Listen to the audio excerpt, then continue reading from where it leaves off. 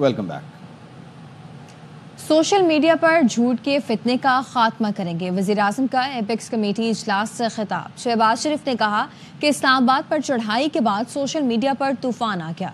Rangers के शहीद जवानों के बारे में झूठी खबरें घड़ी गई। सोशल मीडिया झूठ का मुकाबला ना किया तो सारी कोशिशें बर्बाद हो जाएंगी। इस्लामाबाद पर जो जलगार हुई, जो चढ़ाई हुई, उसके नतीजे में सोशल मीडिया ने जो कुछ तूफान उठाया झूठ का, फैक्ट डिस्टॉर्ट करने का, हालिया वक्तों में उसकी नजीर नहीं मिलती। जब यहाँ पर इस्लामाबाद में चढ़ाई हुई तो वो जो रेंजर्स के जवान जो बेचारे शहीद हुए, उनके बारे में किस तरह की झूठी खबरें घड़ी गई। माओं के सपूत हैं जो पाकिस्तान के लिए अपने खून का नजराना पेश कर रहे हैं। इसको अगर हमने काउंटर ना किया, जो आपकी काविशें हैं, आपकी मसाई है, वो दरियाबुर्द हो जाएंगे। जरूर हम इस फितने का खात्मा करेंगे और पाकिस्तान तरक्की की राह पर गामजन होगा। एक मुल्क का वज़ीर-ए-आज़म कहता है कि सियासी जमात पर गोलियां नहीं चली, लोग अंधे नहीं, मीडिया और सोशल मीडिया का ज़माना है। वज़ीर आला अली अमीन गंडापुर की एपेक्स कमेटी इजलास के बाद मीडिया से गुफ्तगू। कहा उन पर 8 जिलों में 9 मई के मुकदमे हैं, कोई एक वीडियो या तस्वीर है तो दिखा दो, चलो अगर हमने गलती की है तो कमीशन बना दो। वज़ीर आला गंडापुर का कहना था सरहद की तमाम जिम्मेदारी फौज और वफाकी हुकूमत की है, एपेक्स कमेटी में किसी ऑपरेशन की मंजूरी नहीं दी। 26 नवंबर के बाद ये पहली मीटिंग थी। प्राइम मिनिस्टर साहब ने खुद ही ये बात छेड़ दी। बताया जा रहा है कि जी हाँ गोलियां चली हैं और शादतें हुई हैं, जबकि हकीकत में ऐसा कुछ नहीं है। हमारे इस वक्त 13 शोधा कंफर्म है। हमारा इस वक्त 58 बंदा बुलेट इंजर्ड हमारे पास इस वक्त रिकॉर्ड पे है। 45 जो लोग हैं वो इस वक्त जो मेरे पास रिकॉर्ड है उसके मिसिंग है। वज़ीर-ए-आज़म इस तरह की बात कर रहा है कि इतना बड़ा एक पॉलिटिकल पार्टी के वर्कर्स के ऊपर गोलियां बरसाई गई रियासत की तरफ से, और वो ये कह रहा है आगे से ऐसा कुछ नहीं हुआ। लोग अंधे नहीं है, मीडिया का जमाना है, सोशल मीडिया का जमाना है। मेरे पे 8 जिलों में 9 मई के पर्चे हैं। एक वीडियो दिखा दो, एक पिक्चर दिखा दो, मैं कहाँ पे था। चलो गलती कर ली है, हमारी कितनी गलती है, कमीशन बना लो बॉर्डर पे। तो तमाम जिम्मेदारी आर्मी की है और फेडरल गवर्नमेंट की है। ये लोग एंटर कैसे हो जाते हैं। जिस वज़ीर आला पर कत्ल और दहशतगर्दी के पर्चे हैं वो सूबाई एपेक्स कमेटी की सरबराही कर रहा है। गवर्नर खैबर पख्तूनख्वा फैसल करीम कुंडी का वार। कहा दहशतगर्दों को इन लोगों ने लाकर केपी में बसाया। कमेटी में अपोजिशन लीडर की नुमाइंदगी होनी चाहिए जो तस्वीर का दूसरा रुख भी दिखाए। गंडापुर मीटिंग के अंदर अच्छी बातें करता है, बाहर आकर कैसे तब्दील कर लेता है। के ऊपर खुद दहशतगर्दी और इंतहा पसंदी के पर्चे हों, कत्ल के पर्चे हों, वो एपेक्स कमेटी को चेयर कर रहे और बता रहे कि मैं अमन कैसे कायम कर सकता हूँ। ये वो लोग थे जो इन लोगों को लेके आए थे। इन लोगों का बात तो उन लोगों ने किया था। वहाँ पर लीडर ऑफ द अपोजिशन की भी नुमाइंदगी होनी चाहिए ताकि अपोजिशन लीडर बताए कि तस्वीर का दूसरा रुख क्या है। तो साहब ने कहा कि सीएम साहब ने बड़ी अच्छी बातें की, अंदर तो अच्छी बातें करते हैं, बाहर आते हैं तो कैसे तब्दील कर लेते हैं। उनके ऊपर जो सीएम एक और आ गई है, वो उनको जो टेंशन देती रहती है, उसका भी हमें एहसास है। डायलॉग्स होने इस्लामाबाद में मुझे खदशात बहुत है इसके ऊपर, क्योंकि हमेशा यू टर्न के आदि हैं। अगर डायलॉग इस सूरत पे हो कि आपको एनआरओ मिलेगा, एनआरओ नहीं मिल सकता। ये कैसा गवर्नर है जो वफाक को सूबे के खिलाफ उकसाता रहता है। पीटीआई रहनुमा शौकत यूसुफजई का गवर्नर केपी फैसल करीम कुंडी को जवाब। कहा इलेक्शन में अली अमीन गंडापुर से पै दर पै शिकस्तों ने फैसल करीम कुंडी को जहनी मरीज बना दिया है। लगता है जैसे खैबर पख्तूनख्वा का गवर्नर नहीं है। हैरान हूँ ये कैसा गवर्नर है, वफाक को सूबे के खिलाफ उकसा रहा है। जी ये देखे जो पैसा मिल रहा है वो पता नहीं कहाँ जा रहा है। भाई क्यों कंफ्यूजन फैला रहे हो। ये अली अमीन गंडापुर से पे दर पे शिकस्त को नहीं भूल पा रहा है। ये जो गवर्नर है ये तो जहनी मरीज बनता जा रहा है। वज़ीर इत्तलाआत पंजाब उस्मा बुखारी कहती हैं कि मुजरिमों की रिहाई खतरे की घंटी है। बुलवाइयों को रिलीफ मिला तो 9 मई बार बार हो सकता है। लाहौर में मीडिया से गुफ्तगू में कहा कि मुआफ़ी उन्हें मिलती है जो मुआफ़ी का तलबगार हो। माफी उसको मिलती है जो माफी मांग रहा हो, और अगर वो इस तरह के बलवाइयों के लिए रिलीफ मिलेगा फिर आई एम सॉरी, फिर 9 मई इस मुल्क में बार बार होगा। ये आप देखेंगे ये लोग माफी के काबिल नहीं है, इनको माफिया नहीं मिलनी चाहिए। केपीके के सीएम हाउस के अंदर बाकायदा इन बलवाइयों को, इन फसादियों के एजाज में तकरीब होती है, हल्ला शेरी दी जाती है कि शाबाश वेरी गुड, बड़ा कारनामा सर अंजाम दे के आए। शाह महमूद कुरैशी कहते हैं मुज़ाकरात की ज़रूरत पाकिस्तान को है, तहरीक इंसाफ को नहीं। मस्बत नतीजे पर जाना चाहिए वरना ये हुकूमत डगमगा जाएगी। हुकूमत का वक्त पूरा होगा या नहीं पहले मुज़ाकरात होने दें। बानी पीटीआई की सोच और फैसला मुल्क के मफाद के लिए है। जमहूरियत के दावेदार संजीदगी से मुज़ाकरात आगे बढ़ाएं। हमारा कोई मुतालबा नाजायज़ नहीं, सियासी कैदियों को रिहा किया जाए। ज़मानत तो कत्ल के मुजरिम को भी मिल जाती है। 1.5 साल से जेल में हैं, जमानत मिली ना ही केस शुरू हुआ। कानून के दायरे में रहकर सियासी बेगुनाहों को रियायत मिलनी चाहिए। इंसदादी दहशतगर्दी अदालत के अहाते में यास्मीन राशिद ने मीडिया से गैर रस्मी गुफ्तगू की। कहा कि उम्मीद है सियासतदान इकट्ठे हुए हैं तो समझदारी की बात करेंगे। हम आपस में गुफ्तगू करके मुल्क को परवान चढ़ाएं। इंसानी हकूक़ की पामाली का अब कोई हिसाब नहीं रहा। हमारे लिए सबसे अहम जमहूरियत है। जमहूरियत एहतजाज का हक देती है। हमारा कोई भी मुतालबा गैर आईनी नहीं। सिर्फ कारकुनों को छोड़ दें। मानी पीटीआई समेत सियासी कैदी रिहा किए जाएं। 5700 कारकुन जेलों में हैं। हुकूमती मुज़ाकराती कमेटी के तर्जुमान सेनेटर इरफान सिद्दीकी की मौलाना फजलुर रहमान से मुलाकात। मुज़ाकराती अमल में पेशरफ्त से आगाह किया। मौलाना ने कहा, मुज़ाकरात जमहूरी अमल का अहम हिस्सा हैं। अफ़हाम व तफ़हीम से गुरेज और मुज़ाकरात से इनकार गैर जमहूरी रवैया है। इरफान सिद्दीकी ने मदरसों के रजिस्ट्रेशन के मामले को खुश असलूबी से सुलझाने के लिए मौलाना की कोशिशों को सराहा।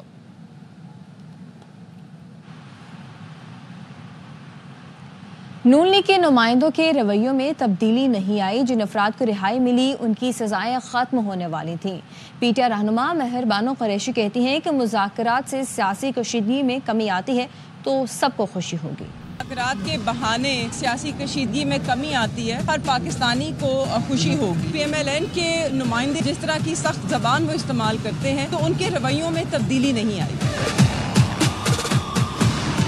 जिन 19 लोगों को रिहाई मिली है उनकी 2 साल कैद तो वैसे ही खत्म होने वाली थी। सुप्रीम कोर्ट ने अभी भी वाज़े डिसीजन देना है कि क्या सिविलियंस का ट्रायल मिलिट्री कोर्ट में हो सकता है, नहीं हो सकता। वापस आएंगे ब्रेक के बाद। हमारे साथ रहिए। Welcome back. Karachi inter board के चेयरमैन की मुतनाज़ा इम्तिहानी नताइज के बाद छुट्टी। मैट्रिक में 80% से ज्यादा नंबर लेने वाले इंटर में फेल कर दिए गए। तलबा के एहतजाज के बाद वजीर आला ने चेयरमैन बोर्ड को हटा दिया। Chairman matric board Sharaf Ali Shah को इंटर बोर्ड चेयरमैन का इजाफी ओहदा दे दिया गया। अमीर कादरी से बगैर इजाजत बैरून मुल्क जाने पर वजाहत भी तलब कर ली गई। कराची इंटर बोर्ड के नताइज पर फिर से तनाज़ा खड़ा हो गया। सिंध असम्बली में हंगामा। MK अरकान की वक्फा सवालात में इंटरप्रेट पर बात करने की कोशिश। डिप्टी स्पीकर की इजाज़त न देने पर शोर शराबा, कागजों के पुर्जे उड़ा दिए। सुने मेरी बात सुने, नहीं करना चाह रहे, इसी तरह एहतजाज होगा। सर ये इम्पोर्टेंट इशू है, पॉइंट ऑफ ऑर्डर ले लीजिए प्लीज सर। आपके अगर सवाल से ज्यादा इम्पोर्टेंट है, आप अगर सवाल नहीं पूछना चाह रही तो हम अगले सवाल पे जाएं। आप अपने मेंबर की हक तलफी कर रहे हैं। मैंने आपसे कहा इजलास चलते हैं अवामी मसाइल के हल के लिए। जी, क्वेश्चन एंड आंसर्स मसाइल यहाँ पे उजागर करने का मौका नहीं दिया जाएगा तो इसी तरह एहतजाज होगा। मैट्रिक और इंटर के नताइज में कराची के नौजवानों से ज्यादती हो रही है। क्या इस शहर के मुस्तकबिल के मैमार समंदर में डूब जाएं? सिंध असम्बली में अपोजिशन लीडर अली खुर्शीदी कहते हैं, जिस वजारत में ये काम हो रहा है वो वजीर आला के पास है। जमात इस्लामी और तहरीक इंसाफ पीपल्स पार्टी की बी टीम बने हुए हैं। कराची के नौजवानों के साथ बच्चे बच्चियों के साथ ज्यादती की जा रही है। एक ज्यादती मैट्रिक बोर्ड में की जाती है, एक ज्यादती इंटर बोर्ड में की जाती है, रही सही कसर MD कैट जैसे पेपर्स में कर दी जाती है। और भाई आप क्या चाहते हो, इस शहर के जो मुस्तकबिल के मेहमान हैं, जो हमारे आपके बच्चे हैं, वो जाके समुद्र में डूब जाए। मखसूस अंदाज से शहरी सिंध के नौजवानों को मार्जिनलाइज किया जा रहा है। ये सब काम जिस वजारत के नाक के नीचे हो रहा है वो वजारत इस सूबे के चीफ एग्जीक्यूटिव के पास है। अगर एक ऐसे मसले पर बात करने की इजाजत चाहिए, इन हुक्मरानों ने बात करने की भी इजाजत नहीं दी। 2 जमातें और भी हैं, PTI बैक और एक है जमात इस्लामी। दोनों ने आज बाकायदा पीपल्स पार्टी की बी टीम होने का सबूत दिया। कराची में इंटरमीडिएट बोर्ड के नताइज फिर से मतनाज़े हो गए हैं। तलबा का इंटर बोर्ड ऑफिस के बाहर एहतजाज, नताइज पर नजरसानी का मुतालबा कर दिया। तलबा ने बताया कि नतीजा इंतहाई मायूस कुन बनाया गया। मैट्रिक में 80 से 85% से ज़ायद नंबर लेने वाले तलबा को 50% से भी कम नंबर दिए गए। कई मज़ामीन में फेल भी कर दिया गया। मेरी 86 थी और अभी फर्स्ट ईयर में 53 डिग्री आई और एक 2 पेपर की सप्ली दे दी है। मेरी मैट्रिक में 85 थी और अभी जो है मेरी 57 आई है। इतने गिरा दिए इन्होंने। मैट्रिक में मेरी 77 थी और अभी मेरी 56 है। मेरी 83% एज थी और अब इन्होंने 48 दी और एक पेपर में सप्ली। मैट्रिक में मेरी 82 थी और फर्स्ट टाइम इन्होंने 40 करी है 2 सप्ली के साथ। मैट्रिक में मेरी 89 थी और अभी 59 करी। मैट्रिक में मेरी 82.83 थी और फर्स्ट ईयर के अंदर मेरी 12 करी है। 4 पेपर में सप्ली है। डिजिटल करेंसी भी महफूज नहीं। सीटीडी के डाकू एहलकारों की क्रिप्टो करेंसी की बड़ी वारदात। शहरी को अगवा करके अकाउंट से $3,40,000 ले उड़े। काउंटर टेररिज्म डिपार्टमेंट के एहलकारों ने मंगोपीर फार्म हाउस से अरसलान मलिक को अगवा किया। गन पॉइंट पर मगवी के मोबाइल फोन के जरिए डिजिटल करेंसी अकाउंट से $3,40,000 मुख्तलिफ अकाउंट में ट्रांसफर किए। CIA पुलिस ने सीटीडी के एहलकार उमर समेत 4 मुलजिम पकड़ लिए। $40,000 भी बरामद हो गए। सीटीडी एहलकार अली रजा और CPAC ऑफिस में तैनात अली फरार हो गया।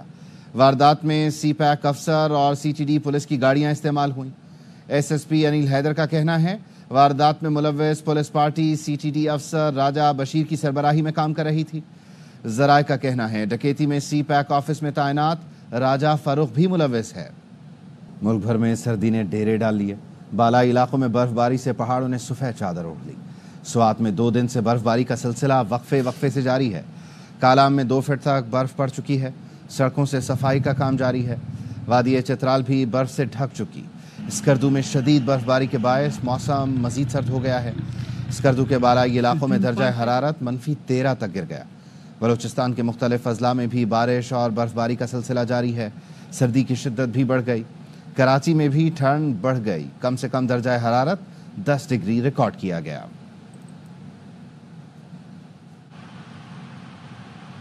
कराची की पहचान शहर क़ैद का 30वां आलमी मुशायरा कल एक्सपो सेंटर में होगा।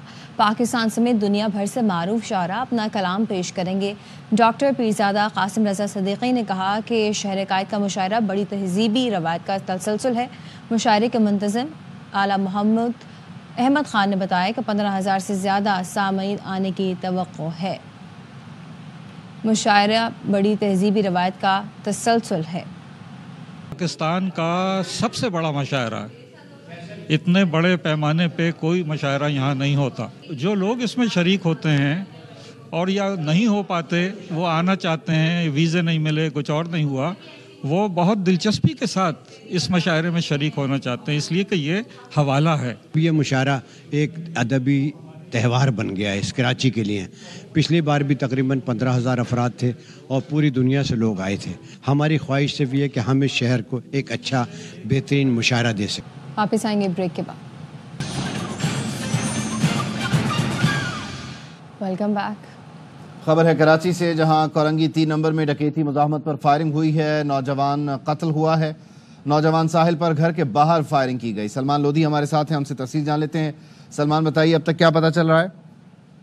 देखिए, साहिल नामी नौजवान कोरंगी 3 नंबर के करीब घर के बाहर बैठा हुआ था। सिर्फ मोबाइल फोन छीनते हुए मोटरसाइकिल पर सवार 4 अफराद ने फायरिंग करके इसके सीने पर गोली मारी और ये मौके पर ही इंतकाल कर गया। पुलिस के मुताबिक मकतूल कुछ अर्सा कबल ही पंजाब से कराची आया था और पुलिस ने इस वाक़े को डकैती की वारदात करार दे दिया। 2 रोज के दौरान 2 नौजवानों को डकैती की वारदातों के दौरान कत्ल किया जा चुका है।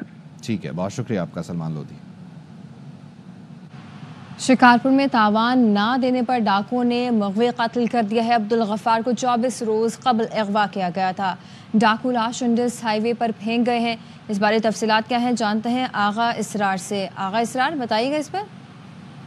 बिल्कुल, ये खानपुर के कच्चे से एक मगवी की लाश बरामद हुई है और इसको जो है 24 रोज कबल खानपुर के कच्चे से ही अगवा किया था। अब्दुल गफ्फार हकड़ो नामी शख्स की लाश कोट शाहू थाने के हदूद से बरामद हुई। इसको जो है बचाव बंद के करीब लाश को फेंककर डाकू फरार हो गए थे।